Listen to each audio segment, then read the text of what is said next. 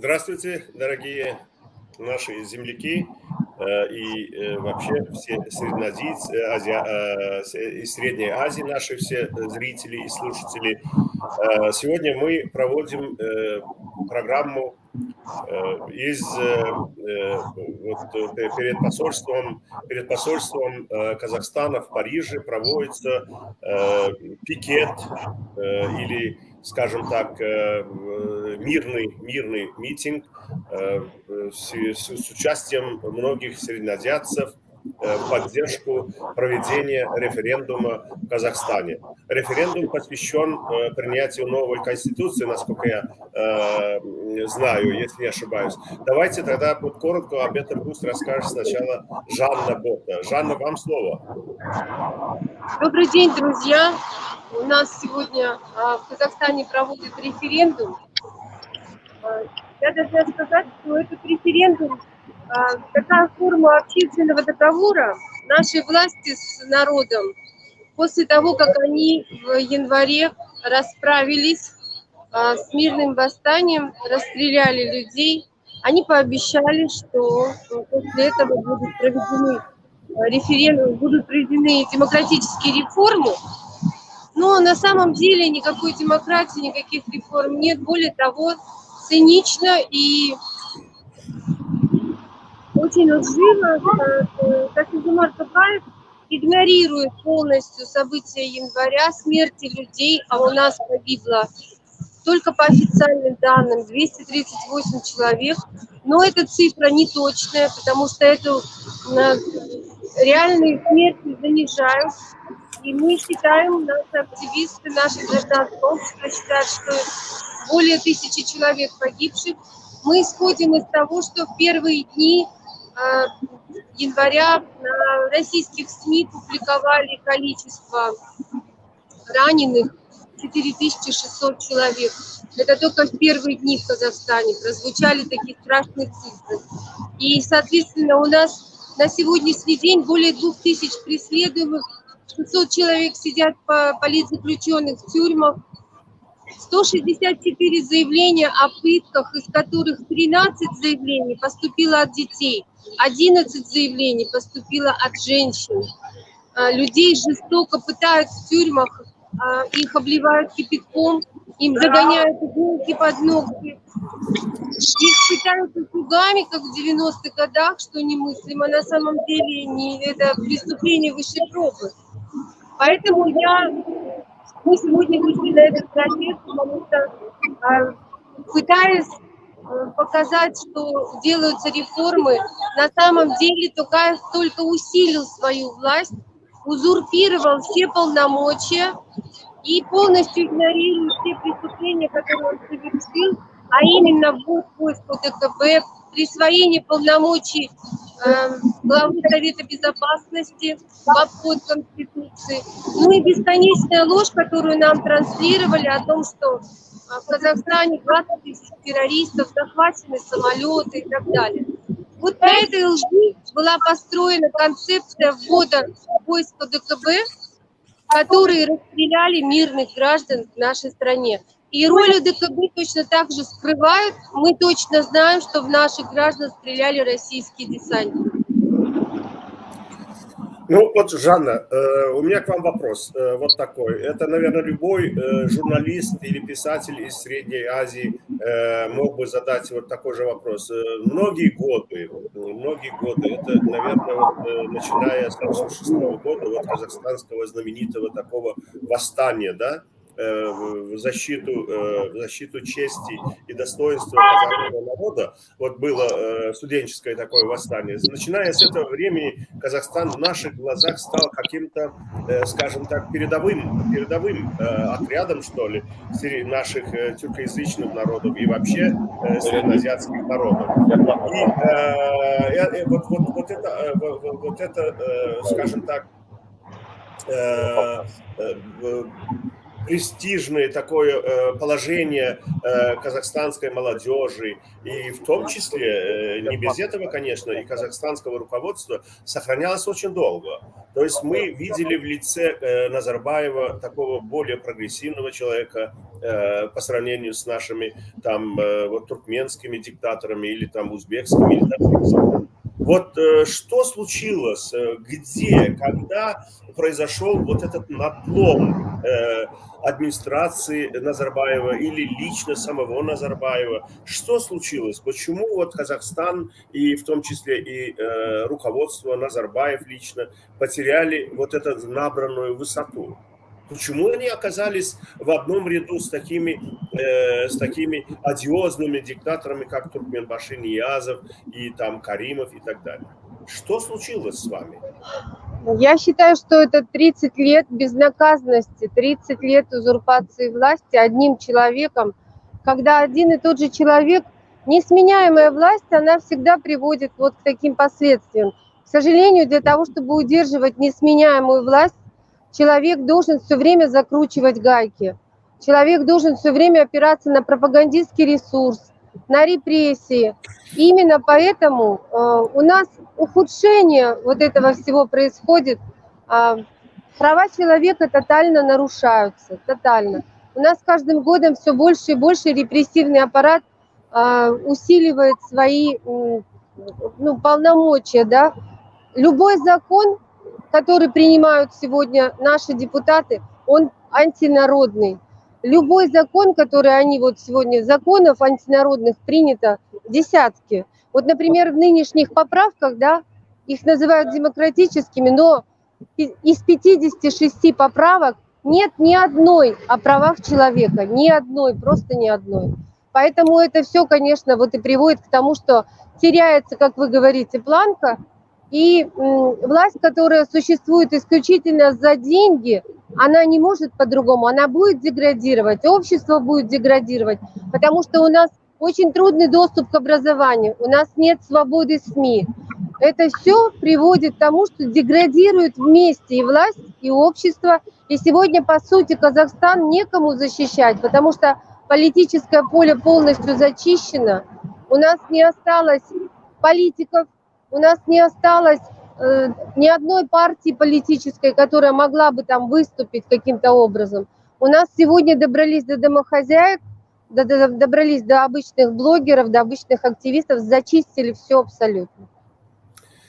Да, это весьма и весьма печально. Почему? Потому что мне казалось, что вот казахстанское общество, гражданское общество, оно было более развито, как я уже говорил, и власть, она должна была равняться к этой планке, вот, которую установила казахстанское общество, казахстанская молодежь, она более продвинута, более образована. Во всяком случае, так было многие годы, даже годы независимости.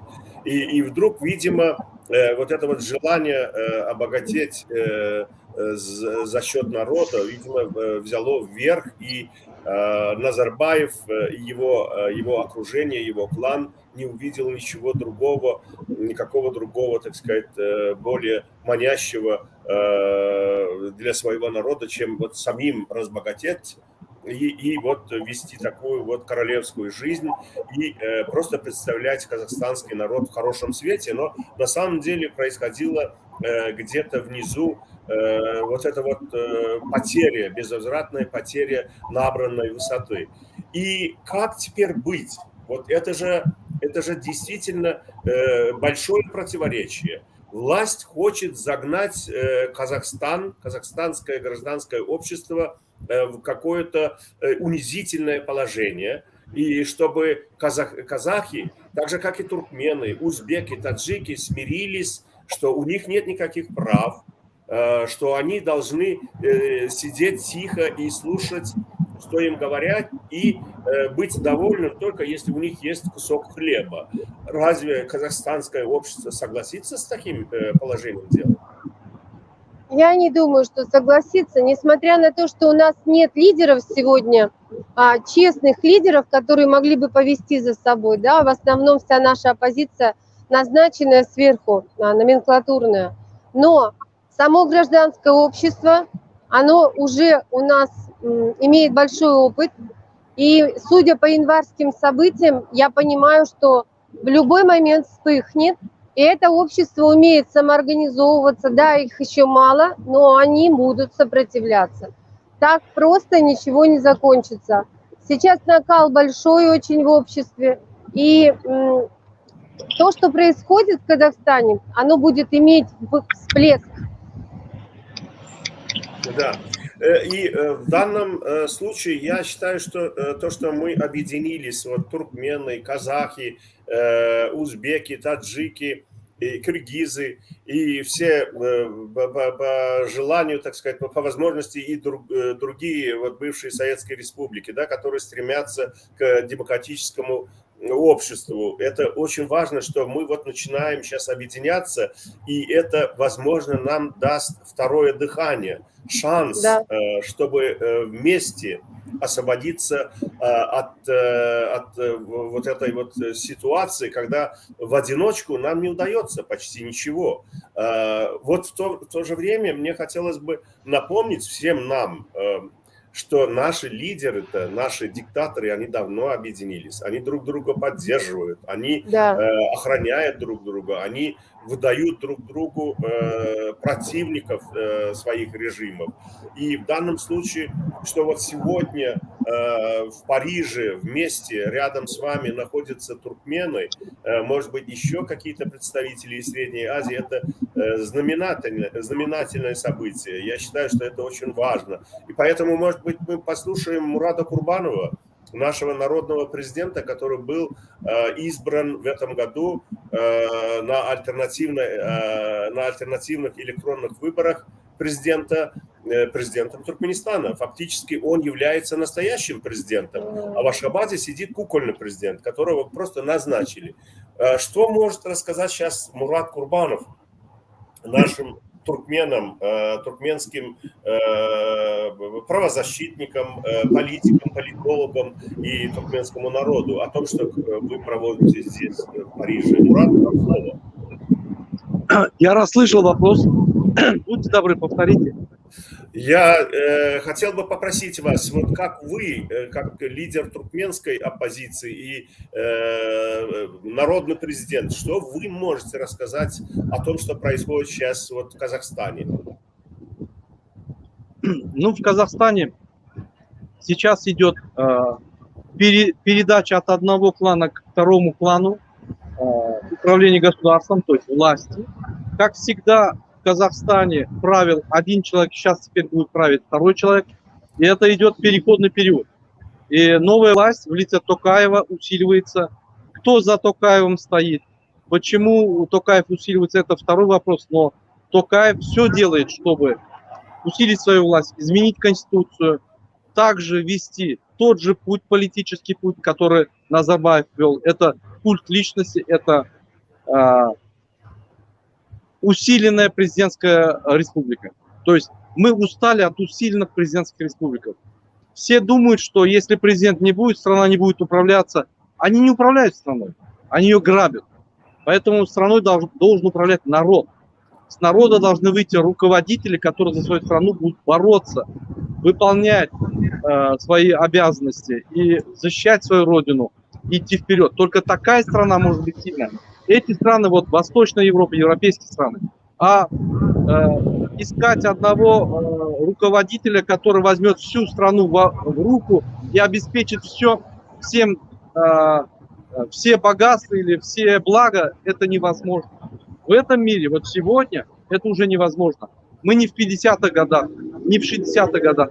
Мы в современном мире, где очень сильно развиты технологии, социальные сети, цифровые технологии, все технологии, где идет прорыв во многих областях еще вперед, и единолично управлять страной это невозможно. Поэтому политическая система Казахстана, она старая, она не обновляется, даже ремонт не производится. Просто усиливается президентская власть через Конституцию и идет дальше страна в сторону диктатуры. То есть никаких изменений нету, и это нас печалит. Поэтому мы хотели бы, чтобы Казахстан получил свою независимость от диктаторов, победил и пошел по пути демократии. Это будет примером для среднеазиатских стран. Но, к сожалению, Казахстан тоже, как мы, находится в зависимости от одного клана, одного человека. И побороть это надо будет время для этого. Это очень печально. Спасибо. Да, спасибо, Мурат. Ну вот я бы хотел снова вернуться к Жанне Гота и задать вот конкретно один вопрос. Ну, скажем так, вот Токаев, Касым-Жомарт Токаев, он не последний человек в Казахстане в смысле образования. Он же работал в дипломатии, а для этого, чтобы работать в советской дипломатии, в дипломатическом корпусе, подразумевалось определенное образование, определенный уровень.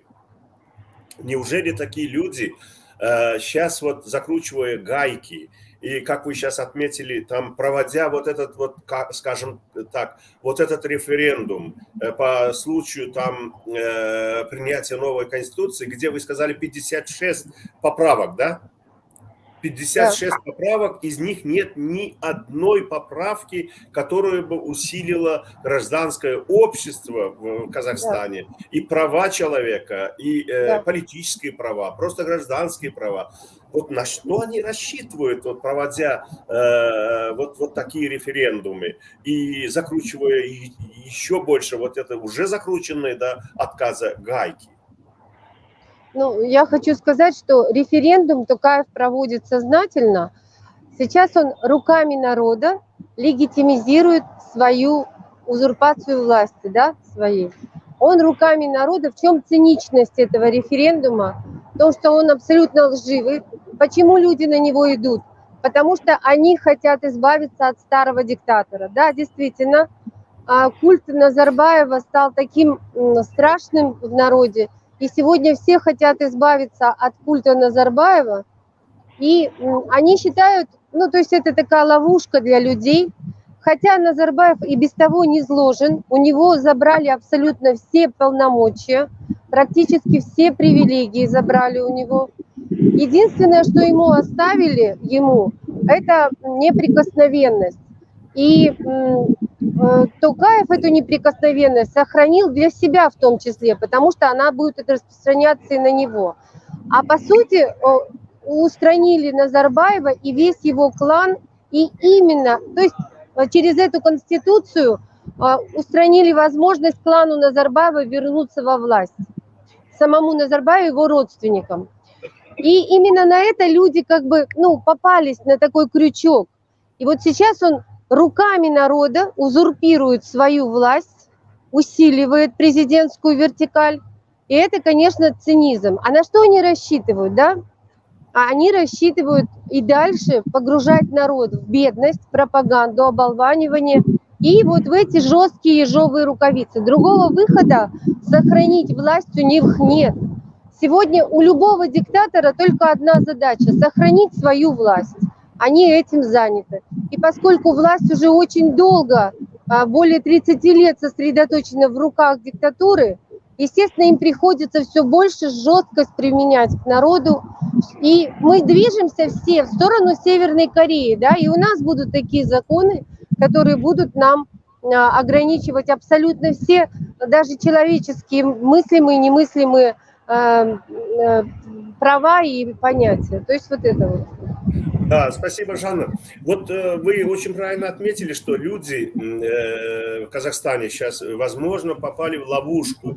Им, может быть, кажется, что, ага, вот этот, кем бы ни был этот Токаев, он первым долгом развенчивает вот этот культ личности Назарбаева, отнял у него все права, кроме неприкосновенности, да, и вместе этого он вот начинает насаждать собственный культ личности, и людям, может быть, действительно кажется, что, это очень хорошо. Вот когда вот казахстанское общество увидит, что вот культ Назарбаева, он развенчан, он уничтожен, растоптан, что вот всего-навсего даже вот этот вот вот этот политический шаг, он даст людям возможность свободно вздохнуть и развиваться, и дальше не допускать другого культа личности. Как раз в такую ловушку мы угодили, начиная с 2007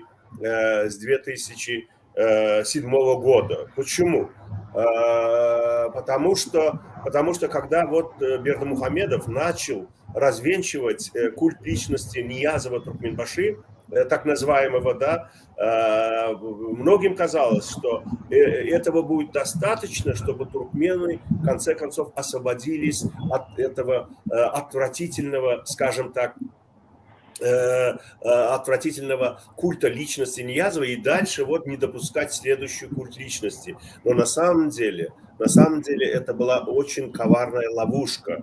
Одновременно, убирая портреты несколько десятков тысяч статуй Ниязова, Бердымухамедов параллельно насаждал свой культ личности, и мы вдруг увидели, что через буквально 3-4 года, что в стране утвердился следующий жестокий культ личности. И я вас очень хорошо понимаю, и многие туркмены вас отлично поймут, что сейчас происходит в Казахстане. И поэтому я бы поддержал вас в этом смысле и посоветовал нашим дорогим братьям-казахам ни в коем случае не успокаивайтесь, не думайте, что развенчивание культа Назарбаева, культа личности Назарбаева автоматически приведет к демократическим каким-то изменениям. Этого не произойдет. Это просто будет грубая замена одного культа личности, может быть, еще больше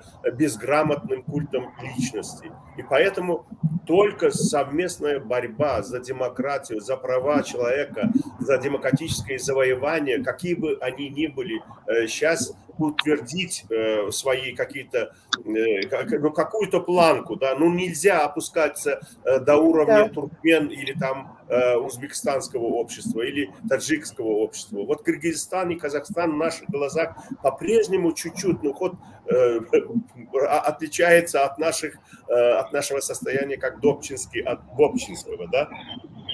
И поэтому я бы пожелал вот нашим дорогим казахам поддержать ваше движение и ни в коем случае не сдавать ни одного шага вот из своих завоеванных ранее прав и свобод. Как вы думаете, вот сейчас вот этот вот референдум, Жанна, пройдет, вот это добьется власть всего, что задумала? Да, безусловно. Надо помнить о том, что Токаев закончил в свое время высшую школу КГБ Советского Союза. Он знает 5 языков. Он работал очень долгое время с Россией, с Китаем. Он даже возглавлял штаб-квартиру ООН. Вы правильно заметили, что это человек чрезвычайно образованный и чрезвычайно грамотный. И он на самом деле по духу своему, Токаев, он сталинист и человек плоть от плоти НКВД, понимаете? И отец его там служил, и он сам, и отец его благодарен был Сталину, умер со словами благодарности Сталину. И сегодня у нас Токаев постоянно цитирует Сталина, понимаете? И в этом плане, да, он у нас превосходно вписывается в политику Кремля и превосходно вписывается в политику Пекина. И он умеет сидеть на нескольких стульях. И дело в том, что вот нам рассказывают о многовекторной политике, да, вот многовекторная политика у Туркменистана, многовекторная политика у Казахстана и так далее. Но на самом деле это тоже ложь, потому что реально это одновекторная политика, которая направлена на сближение только с одним курсом, диктаторами, только с диктаторами. И это на самом деле политика лживая, когда нам представляют ее как многоплановую, это ложь. Вот когда мы сейчас видим, что Украина выбрала один вектор, европейский путь развития, выбрала путь демократизации, вот этот единый вектор. И сразу что происходит в Украине? Война, нападение, аннексия и так далее. Вот то же самое у нас в Казахстане. Если Украина выбирает вектор демократии, то Казахстан четко выбрал диктатуру, и все страны, с которыми он сегодня вступает в партнерские отношения, это диктаторские страны. Так же, как и вот ваша страна, так же, как и все страны Центральной Азии, мы строим отношения с диктаторами тесные. Со всеми остальными, с Европой, с Америкой, мы просто торгуем и пристраиваемся там, периодически отвечаем на их вызовы кивком головы, но ни в коем случае не решая реально проблемы. Поэтому делать нам что нужно? Сопротивляться, конечно, объединяться. Самое главное, объединяться сегодня со странами Центральной Азии и вместе противостоять, потому что у нас новый вызов, вернее. У нас еще, мы сегодня видим, что мы, все страны Центральной Азии, мы сегодня-завтра сможем стать жертвами агрессии со стороны Российской Федерации, со стороны любой другой мощной империи, диктатуры, да, если мы не будем вместе, нам нечем себя защищать. Да, это верно. И в данном случае я хотел бы сказать, что вот сегодня туркмены и казахи показывают отличный пример, как можно объединяться и совместно бороться за свои права и свободы в Средней Азии.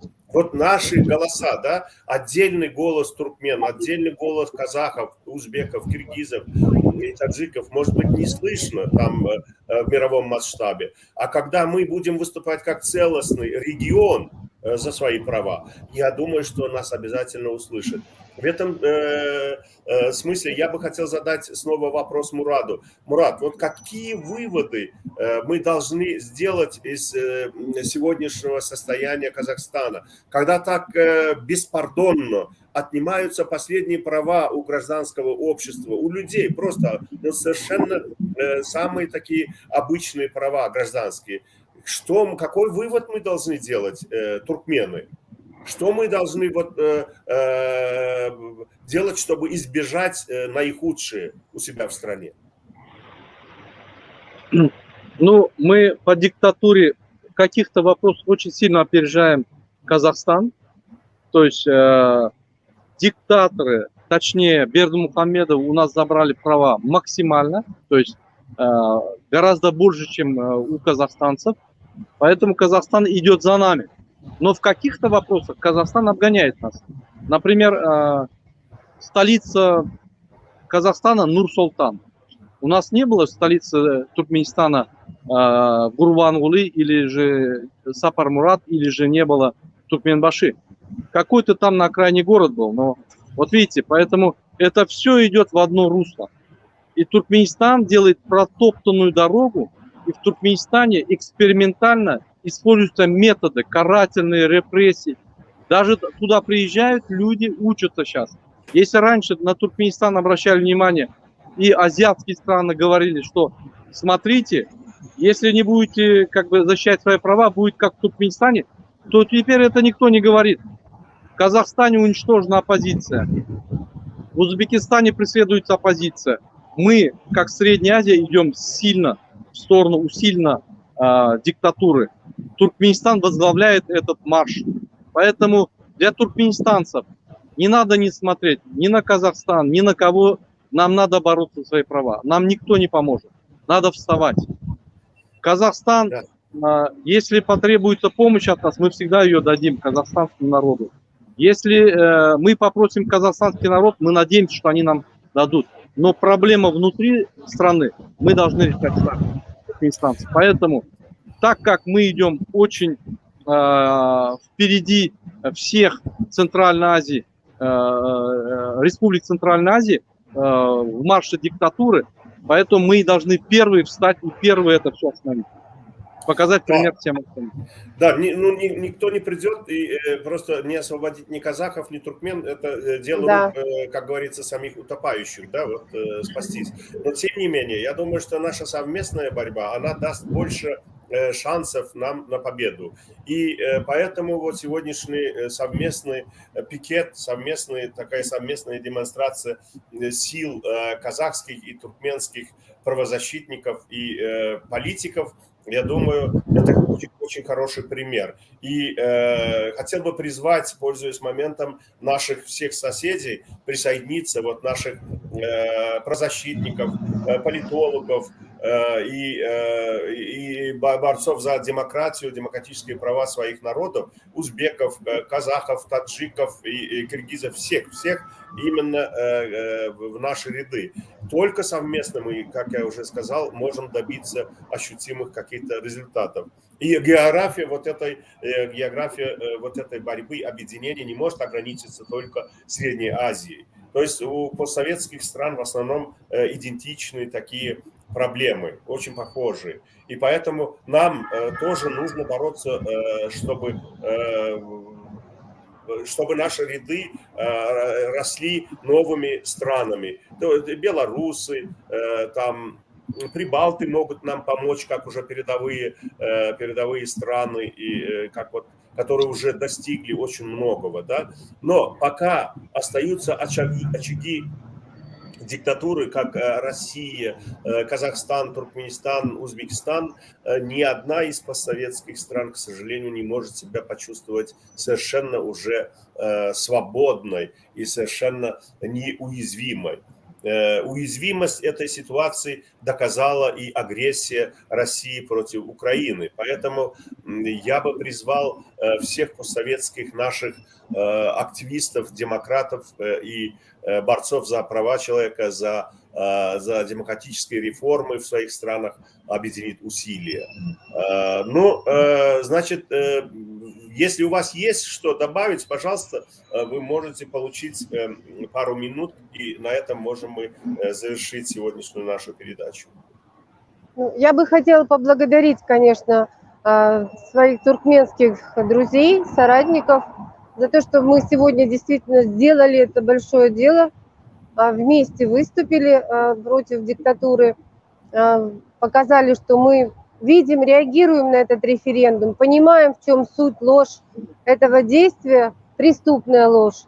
Вот, конечно, хотелось бы дальнейшего объединения. Я думаю, что у нас все получится. Сегодня у нас первое совместное мероприятие, и мы получили большой опыт.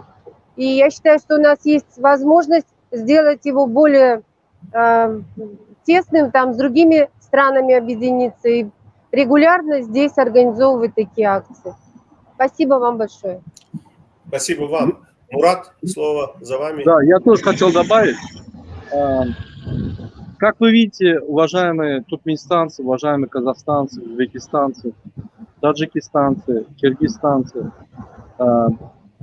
диктатора объединяется через договор ОДКБ, чтобы оперативно реагировать на все, возможности народа взять свои права. Поэтому политикам, правозащитникам, активистам, гражданским активистам, простому народу в Средней Азии надо объединяться в борьбе против диктатуры.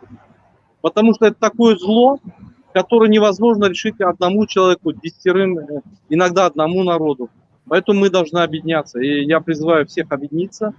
Вот мы организовали ассамблею гражданских инициатив «Выбор». Туда вошли правозащитники, адвокаты, политики многих стран среднеазиатских.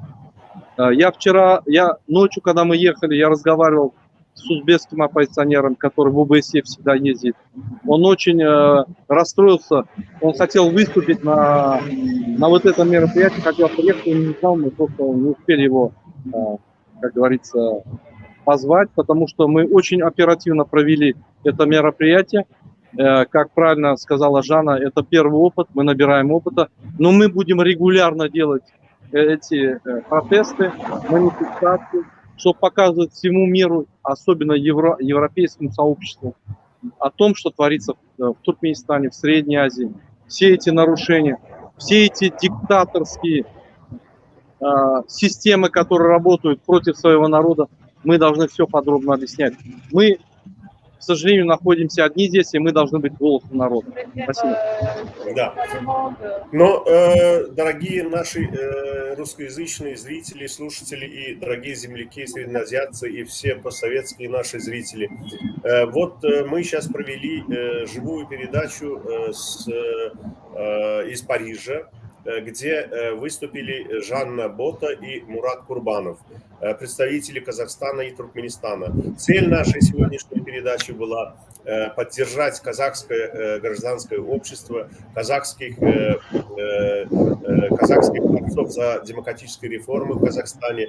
И мы желаем нашим казахским братьям, чтобы они сегодня не сдавались и боролись за свои демократические права. Потому что однажды, потеряв демократические права в угоду там куска хлеба, человек может остаться и без прав, и голодным.